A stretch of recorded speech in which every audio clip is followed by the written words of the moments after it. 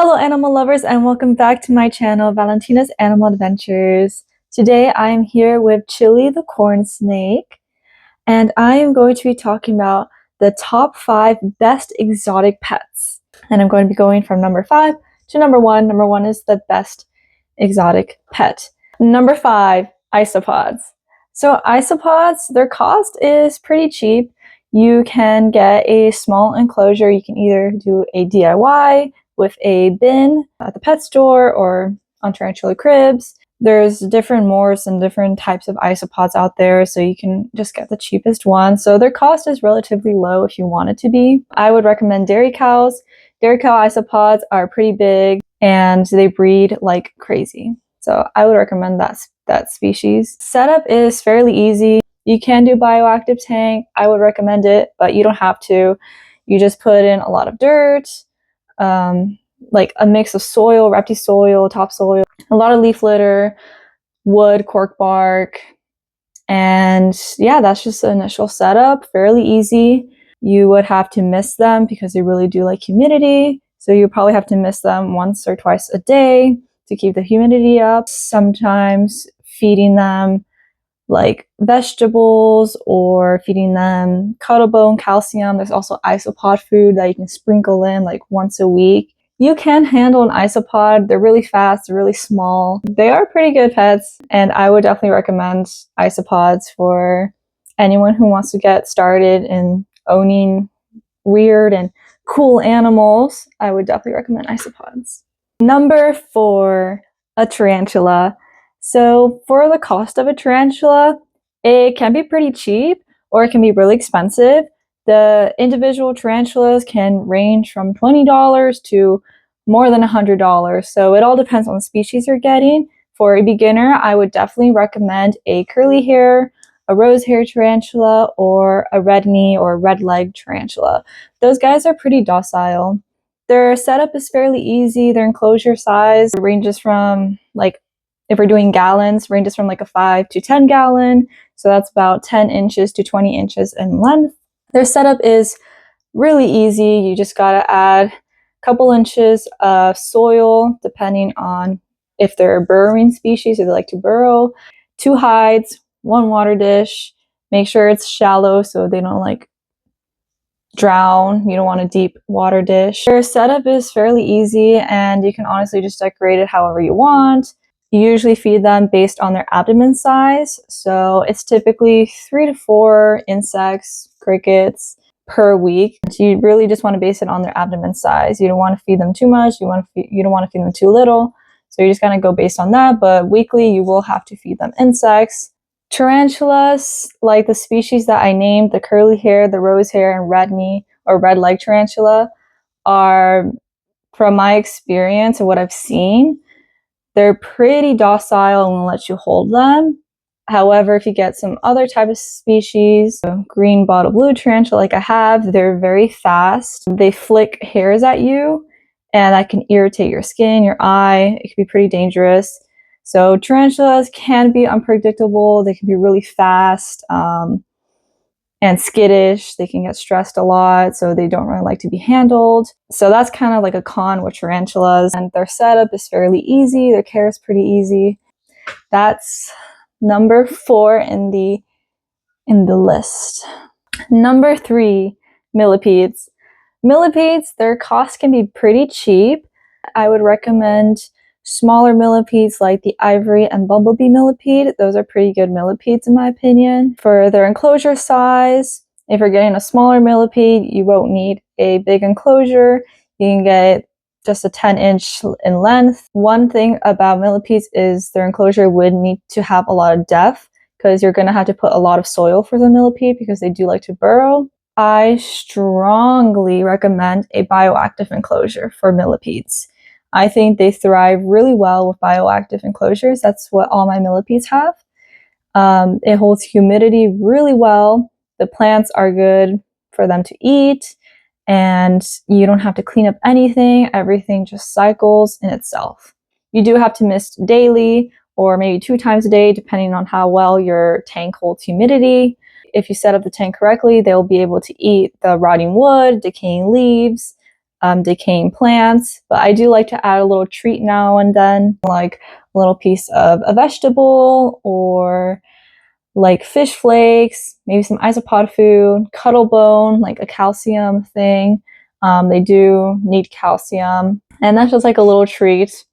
I usually do that once maybe every 2 weeks. They eat their soil and their wood. You have to make sure it's the correct soil, and you have to make sure you have a lot of wood and leaf litter. They're easy to handle. The only thing is that if they get scared, they will secrete a substance on you, but it's not toxic for humans as long as you don't put it in your eye, or as long as you wash your hands after holding a millipede, you'll be okay.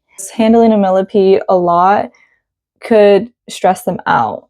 Millipedes are pretty fragile, and especially smaller millipedes. The last time I handled my small millipedes was when I transferred them into their new home, when I rehoused them. That's literally the last time I ever held them. So handling, yes, you can handle a millipede, but I would recommend they're more a pet you look at rather than handle, because they can get stressed out.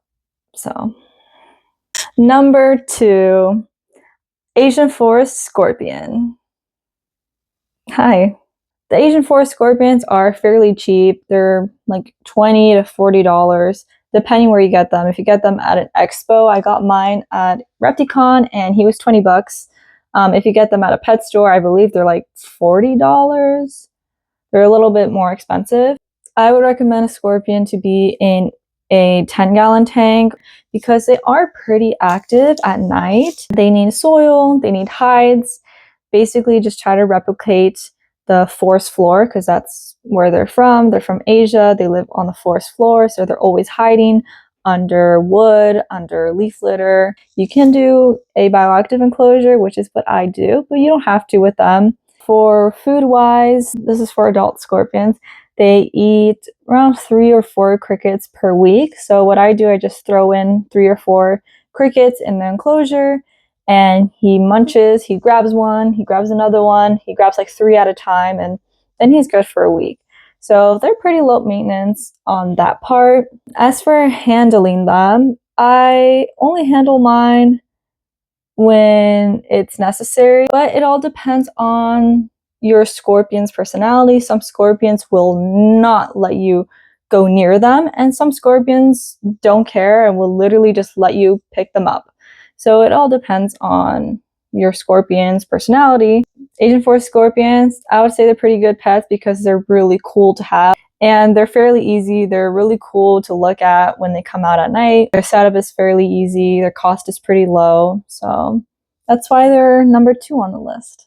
Number 1, regal jumping spiders. So regal jumping spiders, the reason they're not the number 1 best exotic animal is because they are fairly cheap. If you get a normal regal jumping spider, they're probably like around $20 to $30.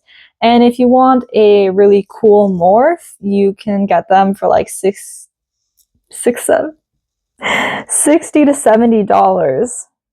Their minimum size is a 4x4x8. A lot of different types of enclosures out there for jumping spiders, which is great. We love variety. The one I got was from Tarantula Cribs. It's the canopy enclosure for jumping spiders, and it's a 6x6x9 enclosure. It was $65.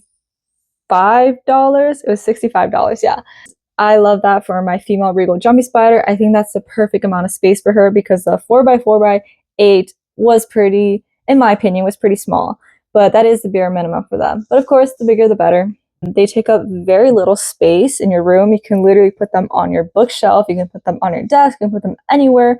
Pretty small. Their setup is pretty easy too. Little like 3D magnets on their enclosures, and you can pick different themes. You can go all out if you want. Of course, mine is a bioactive enclosure. It depends how much you want to spend on your jumping spider. I usually feed my jumping spider a cricket 3 or 4 times a week. You just look at the abdomen size. There's a really good chart. Maybe I'll insert it here. There's a really good chart on their abdomen size for jumping spiders that you can go off by. Really fun to handle. I love holding my jumping spider. You have to gain their trust. Like, it took about, I think, a month or I think took about 2 months for me to be able to hold my jumping spider and gain her trust. They are really small and fragile, so you have to be careful where you hold them, and you have to pay attention because they're so small you cannot be distracted. Cheap, easy, small, handleable, fun to look at, entertaining, best exotic pet. So that was my list of the top 5 best exotic pets. And again, this is all my opinion because I have owned every single one of these pets, and this is really just my experience and what I would recommend to people. Thank you so much for watching this video. I hope you enjoyed it. Top 5 best exotic pets. Sorry you were not on this. I was considering you, but you take up a lot of space and you are pretty expensive. Feel free to follow me on Instagram and on TikTok. They're all linked on my bio. I post a lot on Instagram. I post a lot of daily stories of my pets. Chili says, hit the subscribe button, please. All right, guys. Thank you so much for watching. I appreciate all the support. All right, me and Chili are signing off. Bye. Oh no, he's going over the camera.